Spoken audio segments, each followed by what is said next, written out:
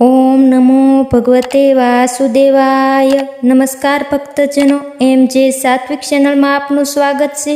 સોમવતી અમાસનું વ્રત કેવી રીતે કરવું? જે દિવસે અમાવસ અને સોમવાર હોય તે દિવસે સોમવતી અમાસ કહેવાય છે. વ્રત કરનારે પવિત્ર જળમાં સ્નાન કરી પીપળાના મૂળમાં ભગવાન વિષ્ણુની પૂજા કરવી અને ઘીનો દીવો કરવો. પછી 8 જાતના ફળો હાથમાં લઈ 108 વાર પ્રદક્ષિણા કરવી. 108 ફેરા ફર્યા પછી તે ફળો ભગવાનને અર્પણ કરવા. કેટલેક ઠેકાણે સૂતર વીંટીને પણ પ્રદક્ષિણા કરાય છે. આ દિવસે કરેલું સ્નાન, દાન, શ્રાદ્ધ અને સંઘળું પૂર્ણ અક્ષય બને છે. ખાસ કરીને સૌભાગ્યવતી સ્ત્રીઓએ આ દિવસે ભક્તિ શ્રદ્ધાથી યુક્ત બનીને પીપળાની વિધિવત પૂજા કરી પોતાના ભાગ્ય સૌભાગ્યની રક્ષા અર્થે ભગવાન વિષ્ણુને પ્રાર્થના કરે છે. અમાવસને દિવસે પીપળા પાસે બેસીને વિષ્ણુ સહસ્ત્ર નામનો પૂર્ણ પાઠ કરવાથી પણ યષ્ટ સિદ્ધિ થાય છે. આ દિવસે પીપળાના પૂજનનું ખૂબ જ મહત્વ છે. ભગવાન શ્રી કૃષ્ણએ ભગવદ્ ગીતામાં કહ્યું છે, અશ્વત્થ સર્વ વૃક્ષાણામ. અશ્વત્થ એટલે પીપળો, સર્વ એટલે સર્વ, વૃક્ષાણામ એટલે વૃક્ષો. વૃક્ષોમાં હું પીપળો છું, એટલે કે પીપળામાં સ્વયં ભગવાન શ્રી કૃષ્ણનો વાસ છે. આ ઉપરાંત પીપળામાં આપણા પિતૃઓનો પણ વાસ રહેલો હોય છે. આપણે પીપળાને પાણી રેડીએ તો આપણા પિતૃઓ પણ તૃપ્ત થાય છે. સાથે સાથે બ્રહ્મા, વિષ્ણુ અને મહેશનો પીપળામાં વાસ હોય છે. આથી ત્રિદેવોની પૂજા પણ થઈ જાય છે. સોમવતી અમાસની વ્રત કથા. કાશી નગરમાં દેવસ્વામી નામનો એક બ્રાહ્મણ રહેતો હતો. તેની પત્નીનું નામ ધન્વંતી હતું. તેને 7 છોકરા અને 1 છોકરી હતી. છોકરીનું નામ ગુણવંતી હતું. ગુણવંતી ગુણનો ભંડાર હતી. તેના મંગલાચરણથી ઘરના બધા પ્રસન્ન રહેતા હતા. 7 ભાભીઓ તેના ઉપર ઘણો જ હેત રાખતી હતી. એક દિવસ એક બ્રાહ્મણ તેમને ઘરે ભિક્ષા લેવા આવ્યો. 7 વહુએ બ્રાહ્મણને ભિક્ષા આપી. બ્રાહ્મણે સૌને અખંડ સૌભાગ્ય થાવ ના આશીર્વાદ આપ્યા. ગુણવંતી પણ ભિક્ષા લઈને આવી. એણે બ્રાહ્મણને ભિક્ષા આપી. બ્રાહ્મણે ગુણવંતીને જોઈ જ રહ્યા. થોડી વાર તેણે ગુણવંતીને બહેન ધર્મવતી થાના આશીર્વાદ આપ્યા. ગુણવંતી તેની બા પાસે ગઈ અને કહ્યું, બા, મહારાજે સૌને અખંડ સૌભાગ્યવતી થાવ ના આશીર્વાદ આપ્યા અને મને ધર્મવતી થા કહ્યું, એમ કેમ? પુત્રીની વાત સાંભળી ધન્વંતીને નવાઈ લાગી. તે મહારાજ પાસે આવીને પૂછ્યું, મહારાજ, મારી દીકરીને અખંડ સૌભાગ્યને બદલે ધર્મવતી થા એવા આશીર્વાદ કેમ આપ્યા? મહારાજે કહ્યું, મેં જે કહ્યું છે તે ઠીક જ કહ્યું છે. ગુણવંતીના જ્યારે લગ્ન લેવાશે ત્યારે સપ્તપદી વખતે જ તેના પતિ મૃત્યુ પામશે. ગુણવતી વિધવા થશે. એટલું સાંભળતા તેની માનું હૃદય ધડકી ગયું. ગુણવતી પણ રડવા જેવી થઈ ગઈ.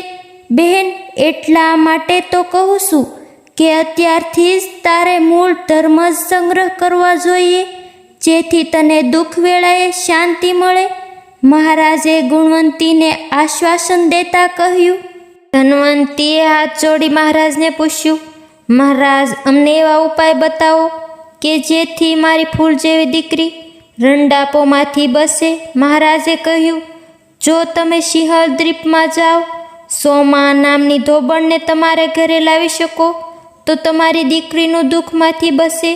પરંતુ એ કામ ઘણું કઠણ છે. આમ કહી બ્રાહ્મણ ત્યાંથી ચાલતા થયા. દેવસ્વામી વિચારમાં પડ્યો. સિંહલ દ્વીપમાં જવું શી રીતે? તેણે પોતાના 7 પુત્રોને બોલાવ્યા અને સિંહલ દ્વીપમાં જવાનું કહ્યું. મોટા 6 છોકરા ચૂપ રહ્યા, પણ સૌથી નાનો શિવસ્વામી સિંહલ દ્વીપ જવા તૈયાર થયો. શિવસ્વામી અને ગુણવતી બંને ભાઈ બહેન સિંહલ દ્વીપ જવા ચાલી નીકળ્યા. અનેક વગડા વીણતા ભૂખ લાગે તો વનફળ ખાતા ખાતા તેઓ સમુદ્ર કાંઠે આવી પહોંચ્યા. ભાઈ બહેન બંને થાકીને લોથપોથ થઈ ગયા. સમુદ્ર ઓળંગવા શી રીતે એમ વિચાર કરતા કરતા તેઓ એક વડના ઝાડ નીચે બેઠા.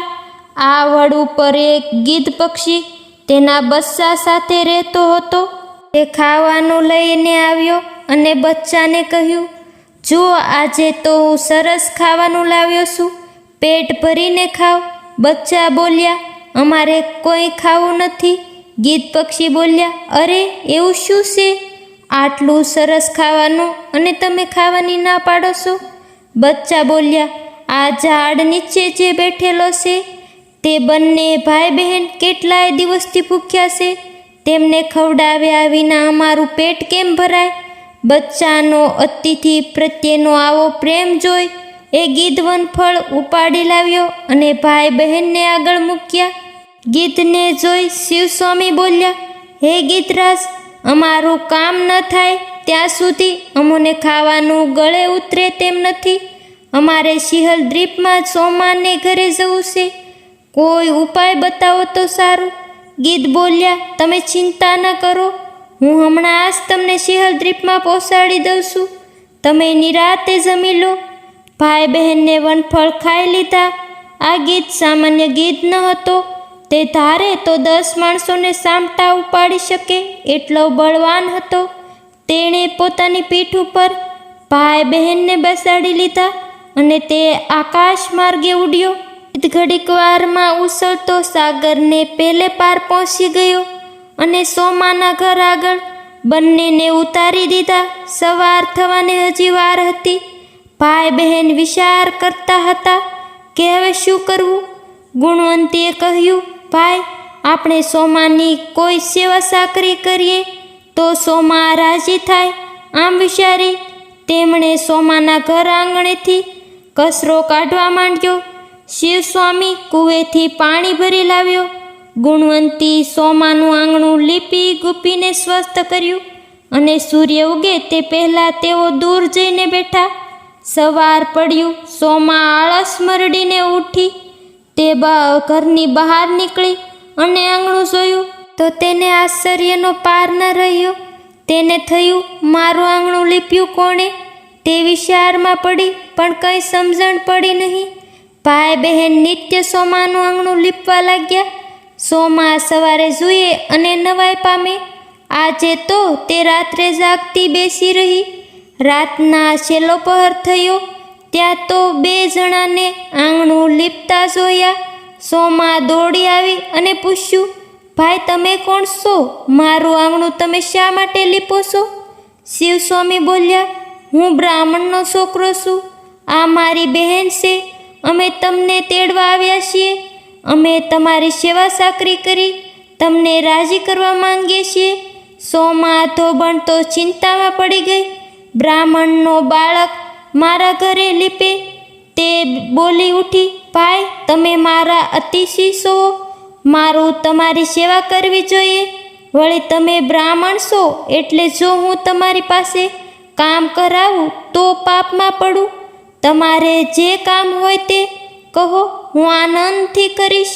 શિવસ્વામીએ પોતાની બહેનની બધી વાત કરી અને ગમે તે રીતે ગુણવંતીના લગ્ન સમયે તેમને ઉપસ્થિત રહેવા આગ્રહ કર્યો.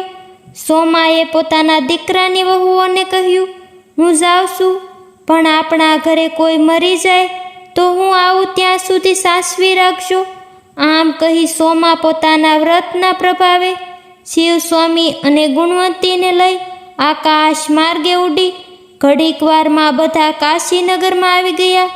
સોમાને પોતાના ત્યાં આવેલી જોઈને ગુણવંતી માતા પિતાને આનંદનો પાર ન રહ્યો. તેમણે ઉજ્જૈનમાં રુદ્ર શર્મા નામનો એક ગુણવાન છોકરા સાથે ગુણવંતીનું વ્યવસાય કર્યું અને લગ્ન લેવડાવ્યા. ઉજ્જૈનથી જાન આવી પહોંચી. લોકો જાત જાતની અટકળો કરવા લાગ્યા. સોરીમાં મંગળ ફેરા ફેરવવા માંડ્યા. ત્યાં તો રુદ્ર શર્મા બેભાન થઈને પડ્યો. લગ્ન મંડપમાં હાહાકાર વર્તાયો. સગા વહાલા કલ્પાંત કરવા લાગ્યા. સોમાએ બધાને શાંત રહેવા સમજાવ્યા અને સોમવતી અમાસનું પૂર્ણ અર્પણ કરીને રુદ્ર શર્મા ઉપર પાણીની અંજલિ સાટી. રુદ્ર શર્મા તુરંત બેઠો થયો. સૌનો આનંદનો પાર ન રહ્યો. ગુણવંતી સોમાના પગે પડી. સોમાએ તેને પ્રેમથી પોતાની સાથી સરસી સોંપી લીધી. ની વિદાય લઈ સોમા ત્યાંથી ચાલી નીકળી. તે સિંહલ દ્વીપમાં આવી પહોંચી. માર્ગમાં એક બાઈ કપાસનો ભારો ઉતારી થાક ખાતી હતી. તેણે કહ્યું, બહેન, જરા ભારો ચડાવો ને. સોમા બોલી, બહેન, મારે આજે સોમવતી અમાસનું વ્રત છે, હું તમને ભારો નહીં ચડાવું. આગળ જતાં એક બાઈ મૂળાનો ટોપલો લઈને બેઠી હતી. તેણે સોમાને કહ્યું, બહેન, મને આ ટોપલો ચડાવો ને. સોમાએ કહ્યું, બહેન, મારે વ્રત છે, હું તમને ભાર નહીં ચડાવું. આમ કહી સોમા પોતાના ઘર ભણી ચાલતી થઈ. રસ્તામાં પીપળો આવ્યો. સોમાએ 108 ફળો લઈ પીપળાની પ્રદક્ષિણા કરી અને ભગવાનનું પૂજન કર્યું. સોમાએ જ્યારે રુદ્ર શર્માને સોમવતી અમાસનું પૂર્ણ અર્પણ કરીને પાણીની અંજલિ સાટી હતી, તે જ સમયે સોમાને ઘરે બધા પુત્રો મરી ગયા હતા. બધા સોમાની વાટ જોઈને બેઠા હતા. પરંતુ સોમાએ પીપળાની પ્રદક્ષિણા કરી ભગવાનનું પૂજન કર્યું. ત્યાં તો તેના મરેલા બધા પુત્રો સજીવન થયા. સૌ આનંદ કરવા લાગ્યા. ગુણવંતી પણ સોમવતી અમાસનું પવિત્ર વ્રત કરવા લાગી. આ વ્રત જેવું સોમાને ફળ્યું તેવું વ્રત કરનાર, કથા સાંભળનાર, કથા કહેનાર સૌને ફળજો. વિડીયો જોવા બદલ ખૂબ ખૂબ આભાર. ધન્યવાદ. આપ સૌ હરિભક્તને મારા જય દ્વારકાધીશ.